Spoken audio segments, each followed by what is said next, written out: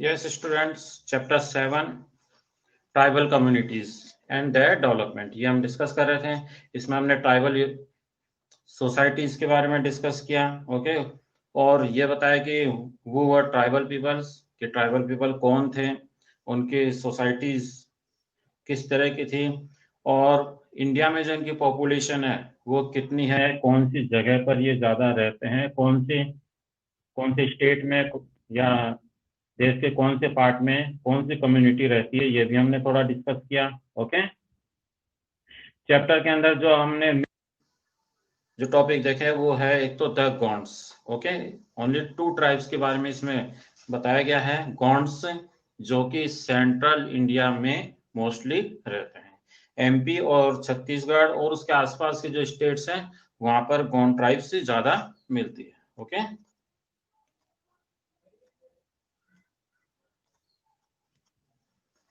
तो ये हमने देखा कि जो सेंट्रल इंडिया है, जैसे कि एमपी है यानी कि मध्य प्रदेश है, छत्तीसगढ़ है, ईस्टर्न महाराष्ट्र है, नॉर्दर्न अरुणाचल आंध्र प्रदेश है, ओके, वेस्टर्न ओडिशा है। तो यहाँ पर ये ज्यादा पाई जाती है। कौन सी tribe? Gonds tribe. Okay,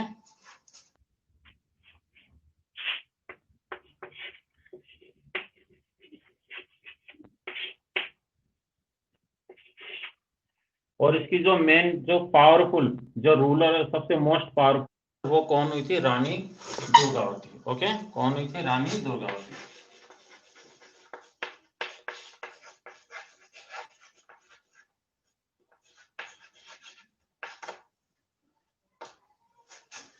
most powerful ये रूलर थी।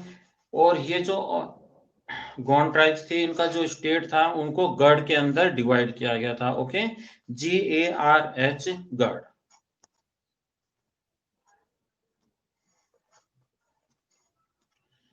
किसमें डिवाइड किया गया था इनको? गढ़ के अंदर। और जो गढ़ था उसको भी आगे डिवाइड किया गया था 84 विलेजेस में। जो एक गढ़ था उसमें 84 विलेजेस थे। ओके, और ये जो विलेजेस थे इनको 84 कहा जाता था उस समय। 84, अपन हिंदी में भी 84 को 84 ही कहते हैं, बट उस समय ये जो विलेज थे, जो कि 80 जो गढ़ था वो उसमें 84 विलेजेस थे, तो हर विलेज को 84 मतलब उसके ग्रुप को 84 कहा जाता था। इसके बाद में जो 84 था उसको भी डिवाइड किया गया था। उनको किस नाम से डिवाइड किया गया था? उनको बरहोट के नाम से डिवाइड किया गया था। ओके, और हर जो एक बरौट था उसके अंदर 12 विलेजेस होते थे। तो इस तरह से वहां का जो एडमिनिस्ट्रेशन था वो चलता था, और पूरे किंगडम को डिफरेंट पार्ट्स में डिवाइड किया गया था। ओके, किंगडम, फिर गढ़ के बाद में 84 के बाद में बरहोट, और बरहोट के अंदर विलेजेस। इस तरह से उनका डिवाइजेशन था। इसके अलावा यहाँ पर जो गढ़ कटंगा इसकी कैपिटल थी। ओके, और वहां पर जो रानी दुर्गावती थी उसका अधिकार था, और ये काफी मोस्ट पॉपुलर और पावरफुल रूलर रही थी। लेकिन औरंगजेब यानी कि जो मुगल्स थे, ओके, अकबर, तो उन्होंने इनके ऊपर आक्रमण किया, इनको हरा दिया, और इसमें रानी दुर्गावती की डेथ हो गई। ओके, तो जो अकबर था उसने आसिफ खान को भेजा था, तो इसकी वजह से फिर रानी दुर्गावती है उनकी जो अधीनता स्वीकार करने के लिए उन्होंने मना किया, और उनमें युद्ध हुआ जिसमें रानी दुर्गावती हार गई। ओके, और फिर इस तरह से आसिफ खान ने उनका जो स्टेट है उसको तहस नहस कर दिया। फिर बाद में जो मुगल थे उनके बाद में, ओके, उनके बाद में फिर जो मराठा थे उन्होंने भी उस पर आक्रमण किया, और इस तरह से फिर जो गौंड किंगडम था वो पूरी तरह से फिनिश हो गया। ओके, प्रेजेंट में जो गौंड ट्राइब्स है वो अभी भी रहती है, लेकिन इनकी जो संख्या है, पॉपुलेशन काफी कम है, और ये वहां पर एग्रीकल्चर है या कैटल रियरिंग से रिलेटेड वर्क करती है। ओके, गौंड्स जो है वो इनका मेन प्लेस रहा है। क्लियर है बच्चों?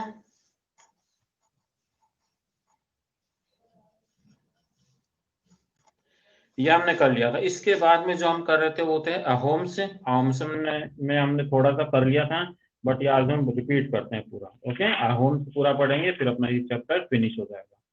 और गॉन्ड्स में अगर कुछ पूछना है तो बताइए, any question?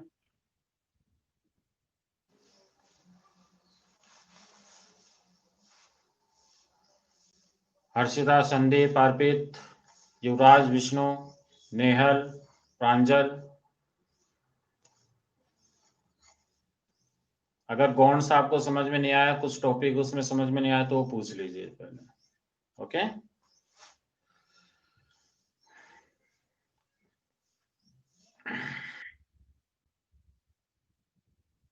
No doubt. Okay, next topic is Ahoms. अब देखिए अहोम्स के बारे में हम डिस्कस करेंगे, पहले भी हमने थोड़ा सा कर लिया है। तो ये किस ट्राइब से रिलेटेड थी? ये शेन ट्राइब से रिलेटेड है। ओके, नेक्स्ट अपनी कौन सी आती है? अहोम।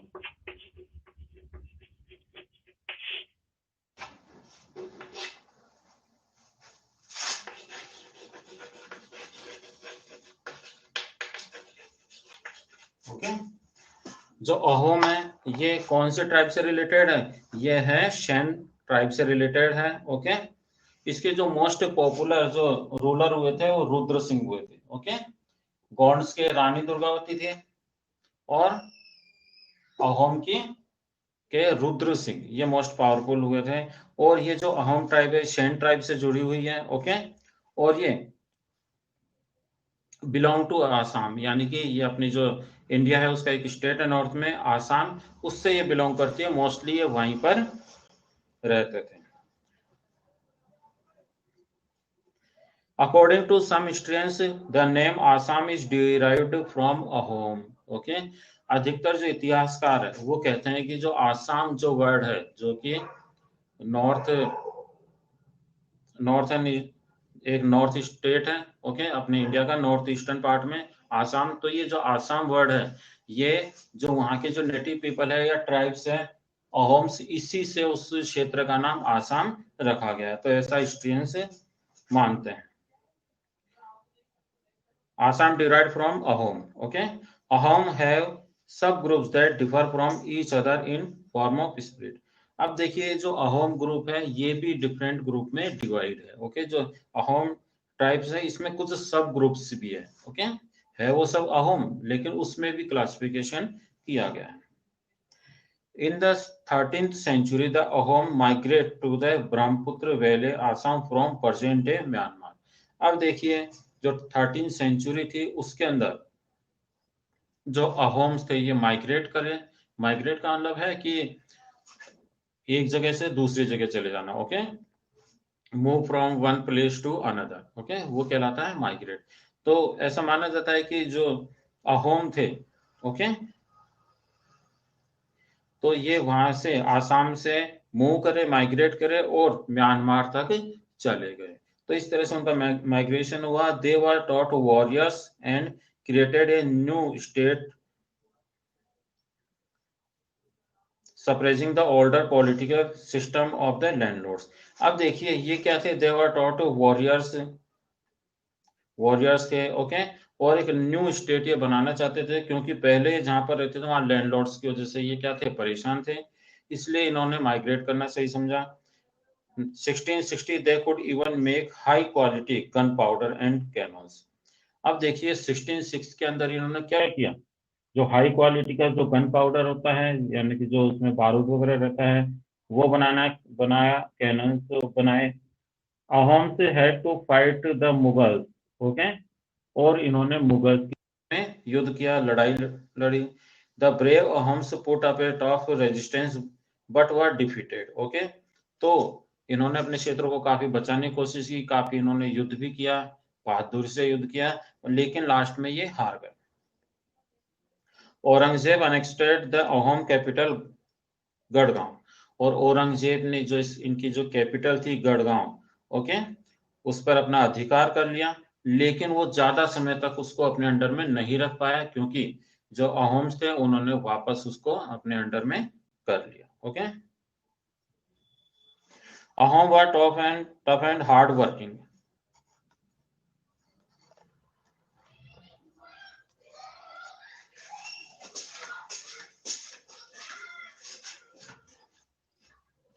क्या हुआ? कौन कर रहा है?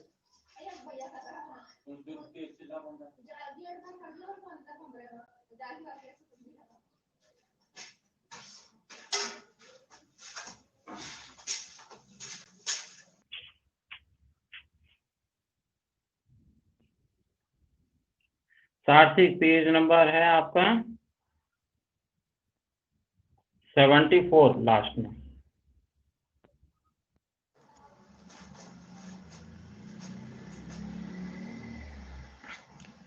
लास्ट का पैराग्राफ है 74 में। अब देखिए, Ahom was tough and hardworking. Almost all adult males fought as soldiers during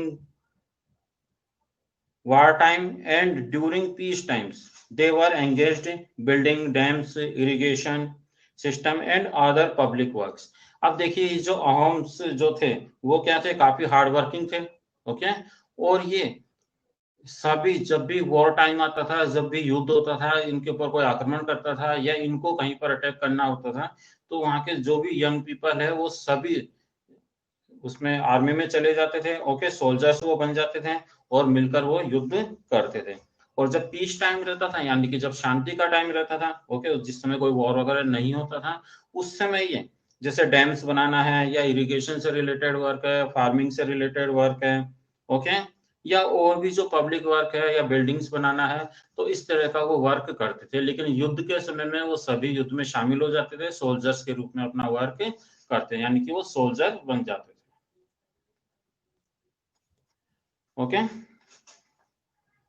Ahms also introduced various new method of rice cultivation. और जो राइस कल्टीवेशन के जो न्यू मेथड थे वो भी इन्होंने इन्वेंट किए हैं कि किस तरह से कौन सी फसल, जो चावल भी है डिफरेंट कैटेगरीज के रहते हैं, जिससे कि ज्यादा से ज्यादा इनका प्रोडक्शन हो सके, तो वेरियस टेक्निक भी इन्होंने इंट्रोड्यूस की। ओके, अब देखते हैं अपन Ahom society.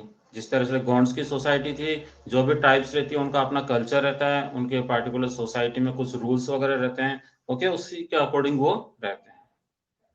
Ahoms worshipped their own tribal God's.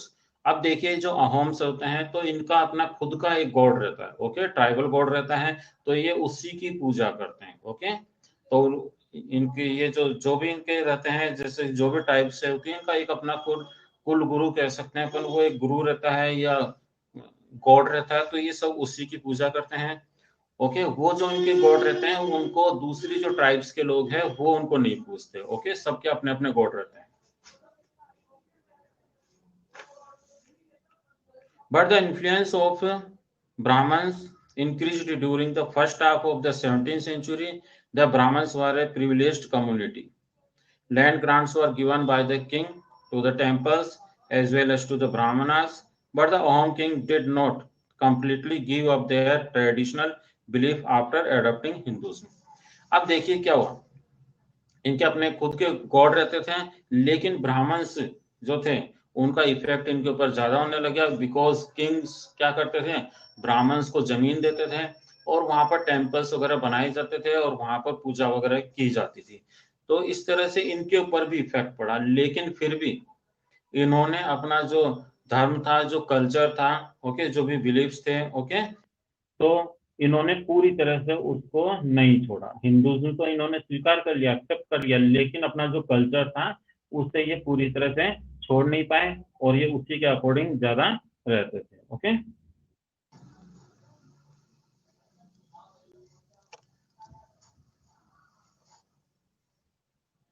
Clear बच्चा? Ahom society was very sophisticated. Sophisticated का मतलब होता है हार्ड या जटिल या टफ, जिसको अपन कहते हैं। ओके, क्योंकि इनके अपना कल्चर रहता है, जो भी ट्राइब्स होती है इनका अपना कल्चर रहता है और ये उसी के अकॉर्डिंग रहता है, तो ये काफी सोफिस्टिकेटेड थे, यानी कि काफी इनका जो कल्चर था वो काफी टफ था। Poets and scholars were given land grants. Okay,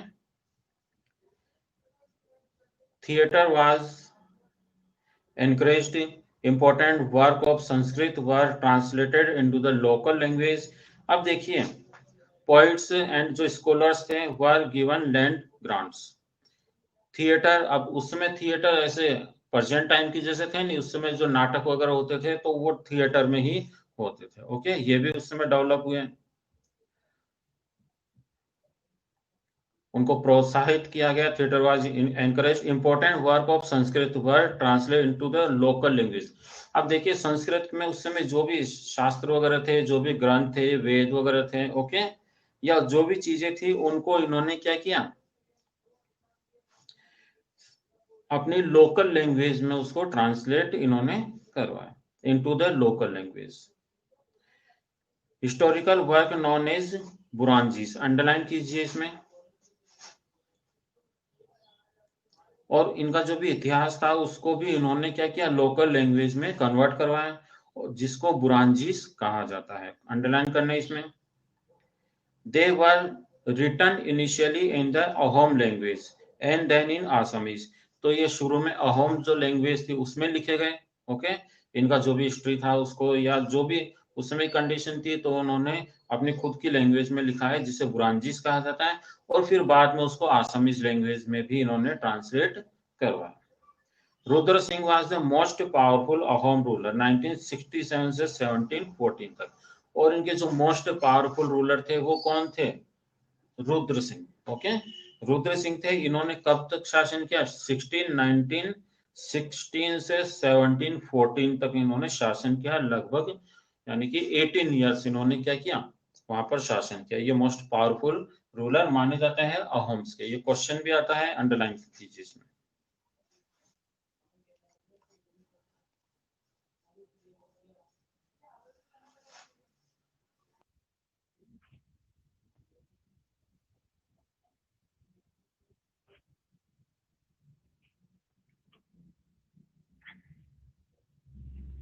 case study है जो हम बाद में पढ़ लेंगे। ओके, पढ़ लेंगे, ठीक है।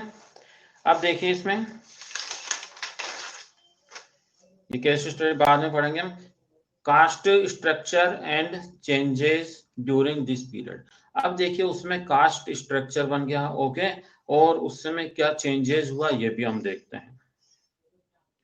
कंसिडरेबल सोशल चेंज, यानी कि कंसिडरेबल मीन्स होता है इंपॉर्टेंट, यानी कि महत्वपूर्ण सोशल चेंज हुए उस समय। ओके, इंडिया के अंदर during the period we have been examining. A change is brought about when people from different communities और ग्रुप इंटरेक्ट। अब देखिए change is brought about when people from different communities. अब देखिए उस समय काफी चेंजेस हुए। जो भी ट्राइब्स थी पहले उनका अपना कल्चर था, लेकिन अब उनमें क्या हो गया, मिक्सअप हो गए, यानी कि बहुत सारी जो चीजें थी वो एक कल्चर से दूसरे में ट्रांसफर हो गई। उनमें बहुत सारी जो है, बहुत सारे जो चेंजेस है वो आ गए।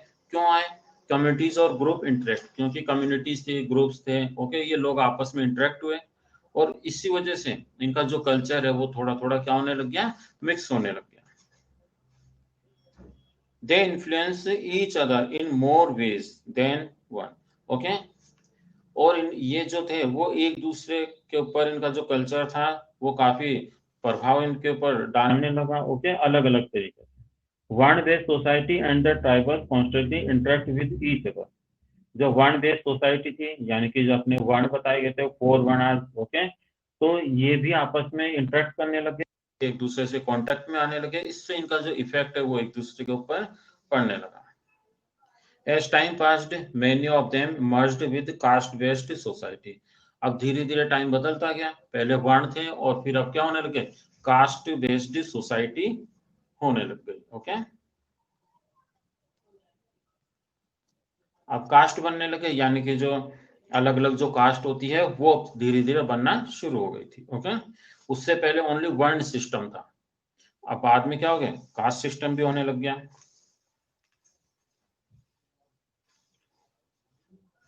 Other however rejected both the caste system and Orthodox. और बहुत सारे लोग जो थे वो कास्ट सिस्टम को रिजेक्ट भी करते थे। हिंदूज में some tribes stabilise powerful and extensive state with organised system of administration. तो हिंदूज में बहुत सारे ऐसे पावरफुल लोग हुए। ओके, जिन्होंने एक बहुत ही अच्छा एडमिनिस्ट्रेशन या एडमिनिस्ट्रेटिव सिस्टम है वो स्थापित किया। भक्ति संत who brought about what is known as the history as the Bhakti movement successfully attracted and improved the status of lower caste. अब देखिए भक्ति संत है। ओके, वो भी उस समय इन्होंने जो हिस्ट्री वगैरह के बारे में बताया। Okay, successfully attract and improve the status of the lower caste. अब जब भक्ति मूवमेंट आ गया तो जो संत थे वो बताने लगे कि ऑल पीपल्स आर इक्वल, कि सभी लोग क्या है, इक्वल है, और कास्ट के बेस पर उनके साथ में कोई भी डिस्क्रिमिनेशन नहीं होना चाहिए, न ही वर्ण के अकॉर्डिंग होना चाहिए। ओके, सभी लोग क्या है, इक्वल है। तो ये जो वर्ण सिस्टम है और कास्ट बेस्ड सिस्टम है, ये अपनी सोसाइटी के लिए सही नहीं है। तो इस तरह से फिर बहुत सारे जो लोग थे, मोस्टली लोअर क्लास के जो लोग थे, वो भक्ति मूवमेंट की तरफ अट्रैक्ट होने लगे। And improve the status. Okay, they denounce the caste system. तो उन्होंने जो कास्ट सिस्टम था इसका विरोध किया। Discriminated between humans on the basis of high और लो कास्ट। तो जो हाई एंड लो कास्ट थी उसके आधार पर जो भी डिस्क्रिमिनेशन था वो उसका विरोध करने लगे। They supported devotion to god. Okay, जो ईश्वर की भक्ति है, ओके, तो उसमें ये उसको सपोर्ट करने लगे। पैरेलल टू द भक्ति sons, the Sufi movement gain momentum. तो फिर भक्ति मूवमेंट के साथ में जो सूफी थे, यानी कि जो मोस्टली मुस्लिम धर्म से रिलेटेड थे, ओके, ये भी उस समय आगे आ गए। तो इस तरह से सोसाइटी के अंदर क्या हुआ कि जो भक्ति मूवमेंट है वो भी स्टार्ट हो गया और इसमें अट्रैक्ट होने लगे। खासतौर से जो लोअर क्लास के जो लोग थे वो ज्यादा इसमें अट्रैक्ट होने लगे। क्लियर है बच्चों? तो ये अपना चैप्टर फिनिश हुआ।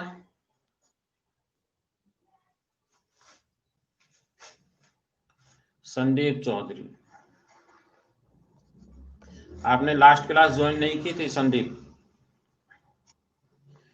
चौधरी, आपने लास्ट क्लास ज्वाइन की थी क्या? पहले ये बताइए।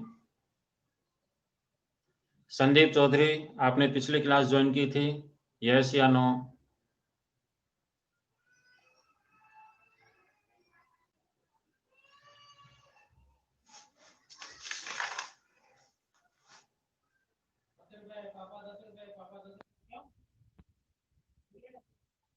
सर होड़ा लेट हो गया था। होड़ा लेट या थोड़ा लेट? तो आप क्लास लास्ट में, पिछली जो क्लास थी वो आपने लास्ट बाद में ज्वाइन की थी, इसलिए आपको समझ में नहीं आया। ओके, और उससे पहले वाली क्लास में ये जो टॉपिक है वर्ण सिस्टम का, ये तो 6th लेसन में भी था। ओके, 6th लेसन में मैंने करवाया, फिर 7th लेसन में भी ये करवाया मैंने।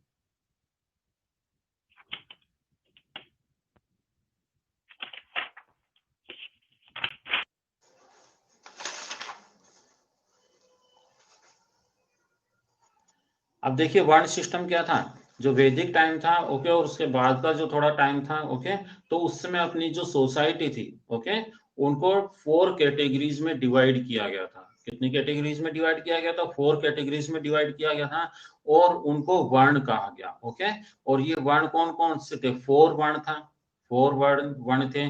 तो सबसे जो टॉप पर था वो थे ब्राह्मण। सेकंड जो स्टेज थी, यानी कि सोसाइटी में जिसका सेकंड लेवल था, वो थे क्षत्रिय, जो कि वॉरियर्स थे या किंग थे। ओके, और जो थर्ड थे वो थे वैश्य। वैश्य मीन्स होता है कि जो ट्रेडिंग से रिलेटेड वर्क करते थे। ओके, और फोर्थ नंबर पर थे शूद्रास, जो कि जो अपर क्लास जो थी तीनों, ओके, तो उनकी सेवा से रिलेटेड वर्क करते थे। तो इस तरह से अपनी जो सोसाइटी थी वो 4 वर्ण में डिवाइड थी। और ये 4 वर्ण कौन कौन से थे? ब्राह्मण, क्षत्रिय, वैश्य एंड शूद्र। जो ब्राह्मण थे वो टीचिंग से रिलेटेड वर्क करते थे या फिर पूजा पाठ से रिलेटेड वर्क करते थे। ओके, और जो सेकंड लेवल पर जो क्षत्रिय थे, या तो ये किंग होते थे या फिर ये सोल्जर्स होते थे। ओके, थर्ड नंबर पे जो थे वो वैश्य थे, जो कि ट्रेडिंग से रिलेटेड वर्क करते थे, गुड्स वगैरह को परचेज करना, सेल करना, व्यापार करना, ओके, बिजनेस इस तरह का करना। शूद्र जो थे वो साफ सफाई से रिलेटेड वर्क करते। तो ये 4 वर्ण। ओके, क्लियर है? और कुछ पूछना है किसी बच्चे को?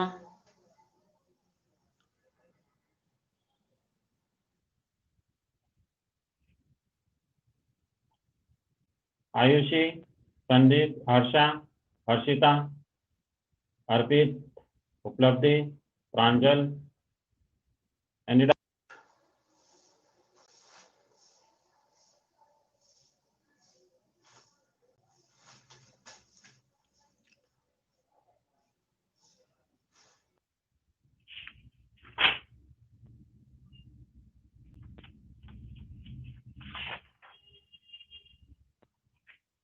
क्लियर है? अपना चैप्टर फिनिश हुआ। इसमें एक केस स्टडी है छोटी सी, वो भी मैं करवा देता हूँ, इसमें से क्वेश्चन है। ओके, स्मॉल है इसलिए मैं करवा देता हूँ। पेज नंबर 75 में है केस स्टडी, क्योंकि उसके अंदर क्या है, अहोम किंगडम के बारे में बताया गया है।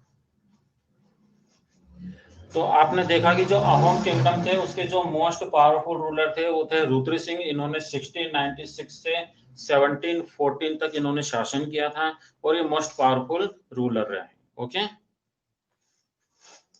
तो ये उसी समय की बात है। और बुजारिन्स क्या है, बुरांजीस, तो बुरांजीस इनके जो भी हिस्ट्री थी उनको इन्होंने अपनी खुद की लैंग्वेज में करवाया, क्रॉनिकल्स जिसको कहा जाता है, अपनी खुद की लैंग्वेज में इन्होंने उसको ट्रांसलेट करवाया, उनको बुरांजीस कहा जाता है। ओके, तो ये रुद्र सिंह द्वारा ही करवाया गया था। मोस्टली ये जो पार्ट है वो किसके द्वारा करवाया गया था, रुद्र सिंह द्वारा करवाया गया था। उसमें की इनकी जो भी हिस्ट्री थी संस्कृत में, अदर लैंग्वेज संस्कृत में लिखी हुई थी मोस्टली, उनको इन्होंने अपनी जो लोकल लैंग्वेज थी उसमें कन्वर्ट करवाया था।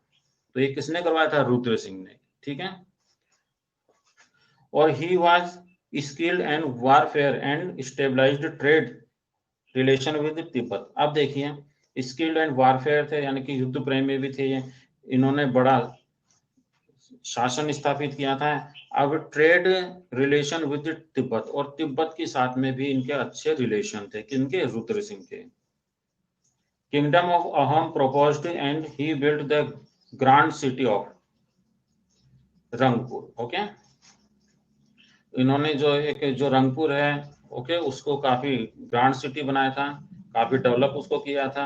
Middle 18th century Garhgaon was the capital, okay, which was later shifted to Rangpur. अब पहले इनकी जो कैपिटल थी वो कौन सी थी, गढ़गांव थी। आपको बताया पहले कि जो अहोम थे उनकी जो कैपिटल थी वो कौन सी थी, गढ़गांव थी। लेकिन बाद में रुद्र सिंह ने तो गढ़गांव बनाई थी, बट 18th सेंचुरी के अंदर फिर क्या हुआ था, रंगपुर में अपनी कैपिटल शिफ्ट कर ली थी। कहने का मतलब है कि रंगपुर इनकी कैपिटल हो गई थी।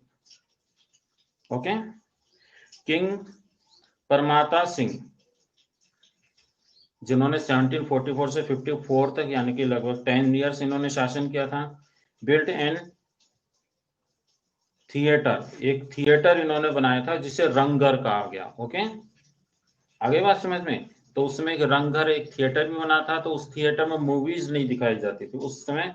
वहां पर क्या था, 1744 की बात है, तो जो नाटक वगैरह जो रहते हैं, ओके, नुक्कड़ नाटक जैसे अपने रविंद्र मंच में होते हैं, तो इस तरह के वहां पर प्रोग्राम होते थे और केवल रॉयल फैमिली ही वहां पर जाती थी। Would watch elephant fight and other sports, तो वहां पर क्या था, जैसे एलिफेंट फाइट करवाना या कुछ स्पोर्ट्स वगैरह ऑर्गेनाइज करवाए जाते थे। ये एक फर्स्ट एमपी थिएटर था in the region and was two storeyed oval shaped pavilion. और ये क्या था, एक ओवल शेप में बना हुआ था पवेलियन वगैरह, इसमें सब कुछ व्यवस्थित था, टू स्टोरीड था। और उसमें मोस्टली उस समय जो ये थिएटर रहते थे, तो उसमें ओनली जो रॉयल फैमिली के जो लोग हैं, रिच है, नॉबल्स, वो ही उसमें जा पाते थे। ओके, और वहां पर जो सीमेंट वगैरह ये यूज की गई थी। ओके, तो इस तरह से इनकी ये केस स्टडी है। क्लियर है? अब हम देखते हैं इसकी एक्सरसाइज।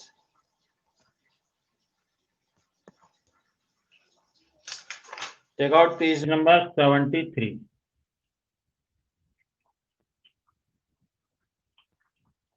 73 पर आइए।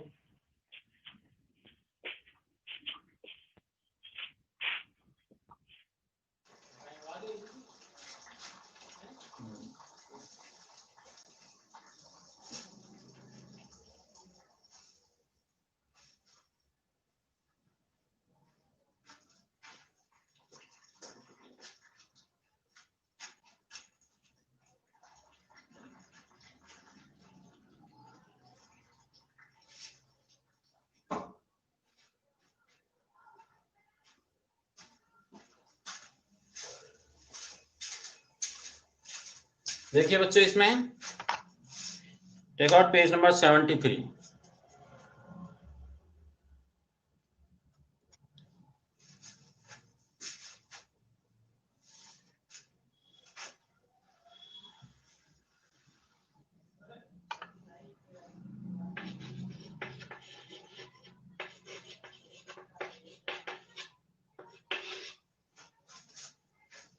पेज नंबर 73 में बताइए, which of the following is true about a caste based society. बताइए ए बी सी कौन सा होगा।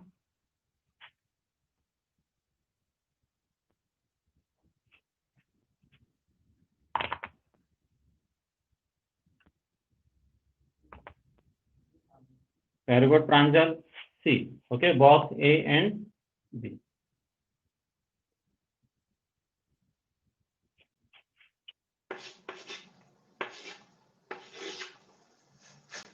Second, which of the following tribes are settled in western India. Western India में कौन सी ट्राइब सेटल थी। खोकर्स, गोंड्स, ये तो थी नहीं। खोकर्स तो कहाँ पर थी, पंजाब में थी। ओके, और गोंड सेंट्रल इंडिया में थी, तो भील्स थी वहां पर। ओके, वेस्टर्न इंडिया में भील्स।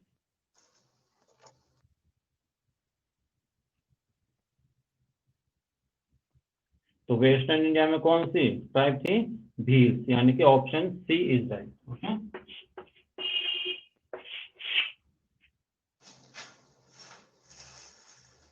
क्लियर है।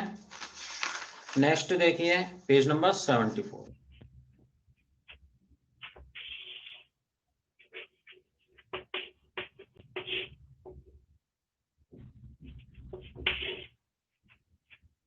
देखिए स्टूडेंट 74 में, each Gond kingdoms was divided into. हर जो गॉन्ड किंगडम था वो डिवाइड था, किस में डिवाइड था, बरहोट्स में था, गढ़ में था, या पंचायत में था। बताइए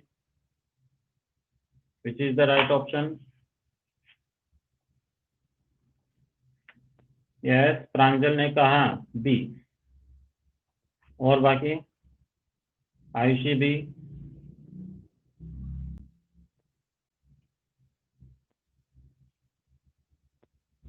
यस, वेरी गुड। ये किस में डिवाइड थे।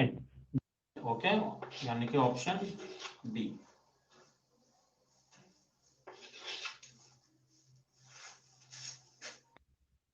सेकंड में, the Gonds were completely crushed into in the 18th century. बात है, अब देखिए कंप्लीटली क्रश्ड, कंप्लीटली इनको फिनिश किसने किया, ब्रिटिश ने किया, मुगल्स ने किया, या मराठास ने। वेरी गुड, मराठास ने किया। ओके, क्योंकि आसम खान गए थे तो उन्होंने वो पूरा उसको खत्म नहीं किया। ओके, क्योंकि बाद में वापस उन्होंने अपना राइट अधिकार कर लिया था उस पर। तो फिर जो मराठास थे उन्होंने उस काम को पूरा किया, और ये गोंड्स ट्राइब्स थी, इनका जो शासन था, जो एम्पायर था, उसको पूरी तरह फिनिश कर दिया किन्होंने, मराठोस ने। तो option C.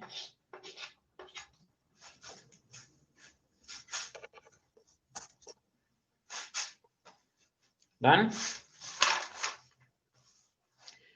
Next page number 76।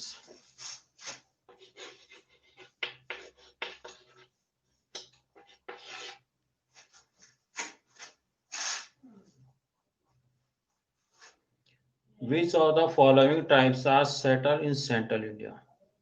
Which of the following tribes, कौन सी ऐसी ट्राइब थी जो कि सेंट्रल इंडिया में सेटल थी। अहोम नहीं थी, अहोम तो अभी हमने पढ़ा नॉर्थ में थी, नॉर्थ वेस्ट में।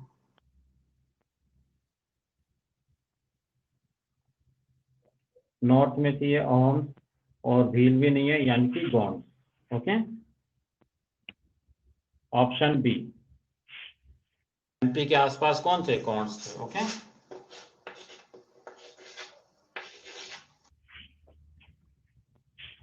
Question 2, capital of the Ahoms was at. Ahoms की कैपिटल कौन सी थी, गुवाहाटी नहीं थी, देवगढ़ भी नहीं थी, गढ़गांव थी। Option B.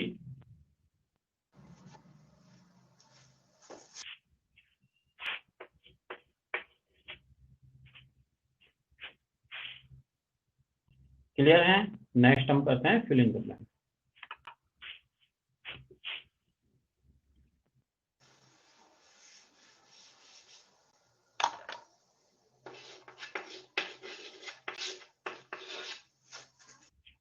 देखिए बच्चों, इसमें all Gond capitals were located close to the. जो भी गॉन्ड कैपिटल थी वो कहां पर, किसके पास में थी, dash and dash and river. Very good Pranjal, अधिक इनकी जो कैपिटल्स थी वो कहाँ पर थी, हिल्स या रिवर्स के पास। Okay,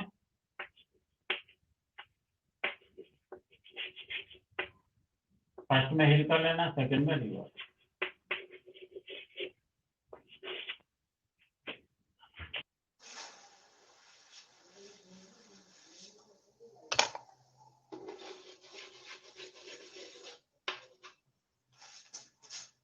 Second, the Dash are one of the largest, most powerful and popular tribe communities in Central India. तो Central India आते ही हम लोग को गॉन्ड्स करना। Okay,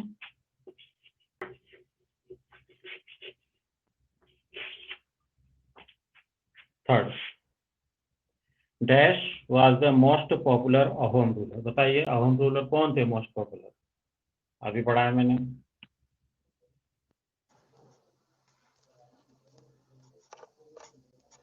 very good, most popular king was Rudra Singh. Okay,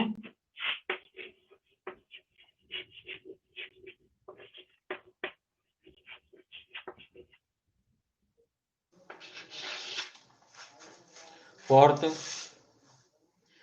dash were the Ahom chronicles. तो Ahom chronicles यानी जो return वगैरह डॉक्यूमेंट्स होते हैं, ओके, रिटर्न वर्क जो भी रहता है वो क्रॉनिकल्स होते हैं, वो लिखे गए अहोम के। तो उनको क्या कहा जाता है अहोम वालों को?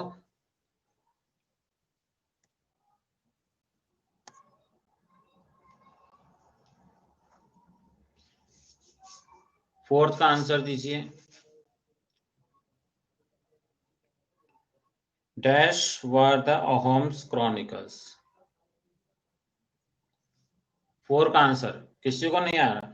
बुरानजीज, अभी मैंने बताया था बुरानजीज 2 बार, इसीलिए मैंने केस स्टडी भी पढ़ी थी। ओके, बुरानजीज, उनको क्या कहा गया? बुरानजीज, BURANJIS।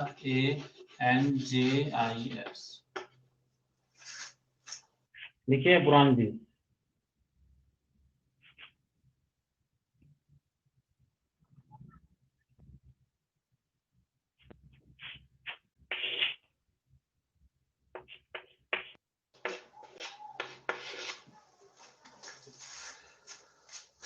अब देखिए true false. Equality is the unique feature of the tribes. तो ट्राइब्स की इक्वलिटी, ट्राइब्स में जो यूनिक फीचर था वो इक्वलिटी थे, बिल्कुल सही है। उसके अंदर कोई डिस्क्रिमिनेशन नहीं होता था। ओके, जो भी ट्राइब्स थी उसके अंदर उस ट्राइब के सभी लोग आपस में इक्वल होते थे। ओके, क्योंकि वो ब्राह्मण्स का जो था सिस्टम उनको वो फॉलो नहीं करते थे। Means first is. सेकंड पर आइए, most of the tribals led a nomadic life. True है ये भी, ट्राइब्स है मीन्स नोमैडिक ही होंगे वो तो। ओके,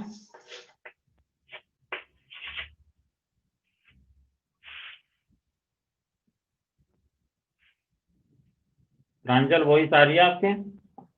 आ रही है आपके पास में? आयुषी आवाज आ रही है?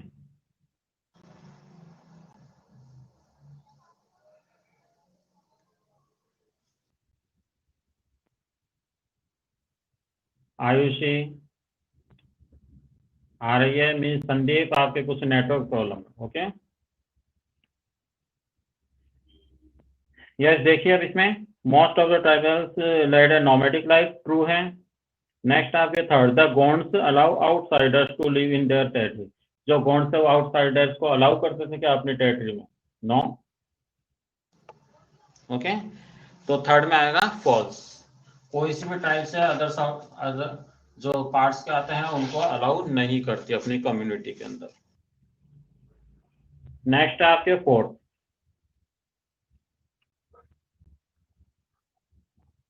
Ahoms are part of Shan tribes. Okay, very good, बिल्कुल सही है, शैन ट्राइब से ही पता लग रहा है। और ये आसाम से बिलोंग करते थे, राइट है, ट्रू। ओके,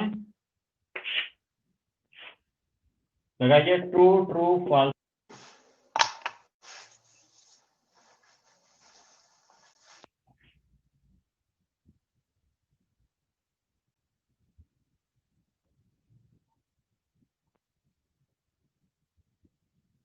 क्लियर है बच्चों? ये फिल कर लियो कि आपने क्वेश्चन आंसर में send. Okay, bye, have nice day. फिर भी इस लेसन में जो भी कुछ पूछना है आपको, कुछ डाउट हो आप रीड करना चैप्टर को, कुछ भी डाउट हो नेक्स्ट क्लास में पूछना। ओके।